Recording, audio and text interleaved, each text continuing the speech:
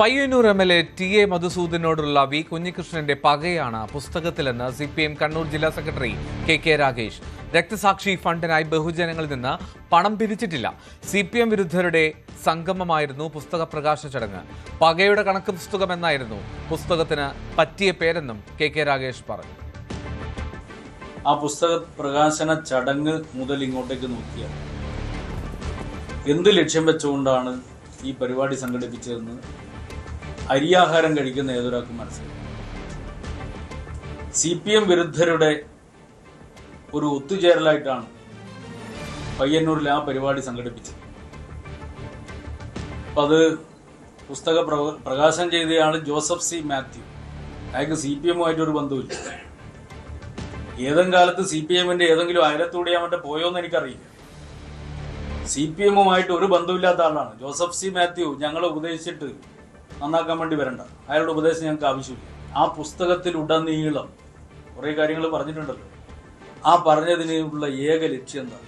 ഞാൻ കഴിഞ്ഞ തവണ നിങ്ങളോട് പത്രസമ്മേളനത്തിൽ പറഞ്ഞ അതേ കാര്യം ആവർത്തിക്കും. TA മധുസൂദൻ എന്ന് പറയുന്ന CPM-ന്റെ ജില്ലാ സെക്രട്ടേറിയറ്റ് അംഗം അദ്ദേഹത്തെ വ്യക്തിപരമായി ലക്ഷ്യം വെക്കുന്നതിന് വേണ്ടി അദ്ദേഹത്തോടുള്ള പകമൂത്ത് അന്ധത ബാധിച്ച വിധത്തിലാണ് ആ പുസ്തകം വന്നിട്ടുള്ളത്. അതിൽ തുടക്കം മുതൽ നിങ്ങളൊന്ന് നോക്കിയട്ടെ.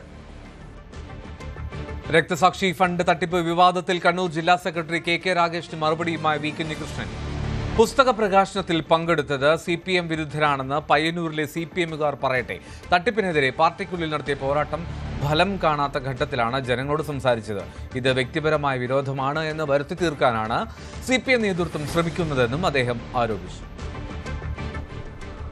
ആ ചടങ്ങ് CPM വിരുദ്ധരുടെ ഒരു ഒത്തുചേരലായി മാറി എന്നതാണ് അദ്ദേഹം പറഞ്ഞത്. ആ പരിപാടിയിൽ പങ്കെടുത്ത മുഴുവൻ ആളുകളും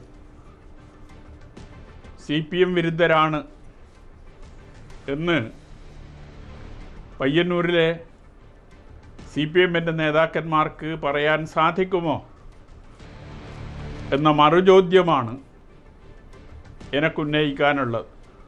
ഇത് വ്യക്തിപരമായ ഒരു വിരോധമായി മാറ്റി തീർക്കുന്നതിന് വേണ്ടിയുള്ള ശ്രമം നേരത്തെ TA മധുസൂദനാണ് നടത്തിയത് എങ്കിൽ ഇപ്പോൾ പാർട്ടി നേതൃത്വവും അതിന് കൂട്ടുനിൽക്കുന്നു എന്നതാണ്.